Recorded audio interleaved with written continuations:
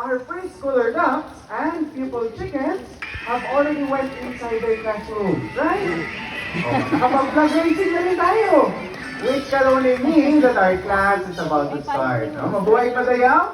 My name is Mr. J. I'm actually one of your hosts in this 40-minute nature discovery experience. Now today, what we're going to do is we're going to learn a lot about birds, nature, culture, and hopefully, at the end of this show, a lot about ourselves and our relationship with Mother Nature. And today, all of us will be going to school together. No? Because what better way for us to learn and understand about birds, nature, and culture than learning it from our teacher Where did the birds go, Mom? Okay? Now let me just share this, that our teacher birds are actually rescued and donated birds that we can no longer release back in the wild.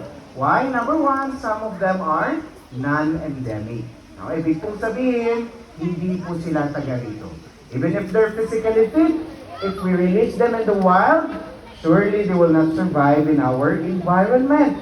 And secondly, some of our birds are left disabled from their previous injury. Now, that is why we take this opportunity, do this activity to entertain our rehabilitated birds, at the same time teach you, our guests, about environmental and cultural awareness.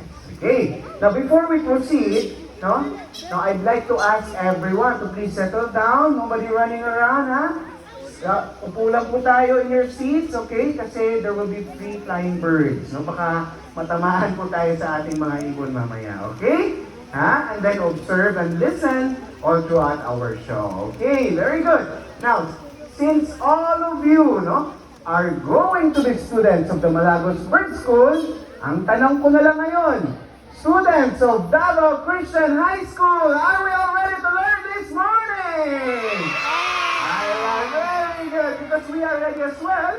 So let's proceed with our first lesson, or first subject for the day, which is good manners and right conduct, or GMRC. Without help, you welcome our first teacher bird. At the same time, the star student of Malagos Bird School, an African Gray Parrot. Now, a little preview muna tayo about the African Grays. Oh, they say that they are considered as the most intelligent among the parrot family. No? Did you know that? Alam niyo ba yan? That they even think like a 3-year-old child. Wow. Oh, interesting, right? Pero testingin natin kung gaano nga ba talaga sila katalino. Okay, now can you greet your fellow classmates here the standard way of greeting here in Malagos? So what do we say? Madayaw. Oh, narinig yun. Ang sabi ng ibon? Sabi niya ay, madayaw. Because that's how we greet here. Mabuhay yung madayaw. O pero hindi ka nagpakilala sa sarili mo. O kindly introduce first your name to your classmates. O sige nga, what is your name? Mama. O narinig yun ang pangalan niya? Anyone, can you tell me, ano pangalan niya? Lola? Lola? Hindi po. It's actually Donald. Oh, pagpasensyahan nyo na po, medyo slang lang yung bird namin, ha? Okay, so, I'm sure, no, hindi nyo kasi narinig lang maayos. Oh, ulitin natin ha, ulitin natin. Makinig kasi kayo, okay? O, ikaw naman, ayusin mo din yung pagbigkas, okay? Sige, ulitin natin. Sige, what is your name? Mama. O, diba? British accent po kasi. Ha? I'm sure some of you right now might be wondering, how are birds able to talk? Oh, but I tell you, they don't. What they're doing is what we call mimicking. This is very common because in the wild, they do this to create bond or socialize with the other birds. Okay? So at this point, kayo naman sana yung bumati kay Donald. Okay ba yun? Now, can everybody say, good morning, Donald? Good morning, Donald, sabi ng mga classmates mo, good morning daw. Anong i-reply dapat natin? Oh, they say good morning. Good morning.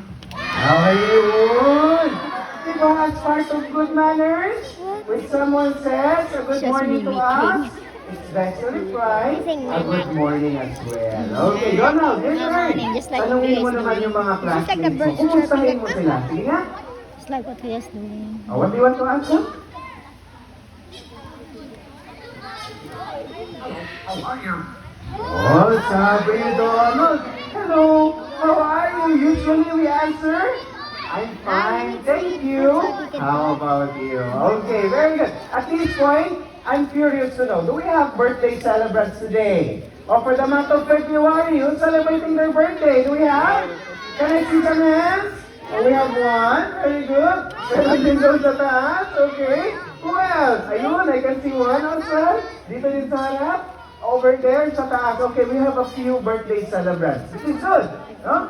Donald, may mga classmates tayo celebrating their birthday. O, anong sasabihin natin sa kanila? Ah, sige nga. What do you want to tell them? Happy birthday to you. Ayan, sabi ni Donald, happy birthday daw po sa inyo.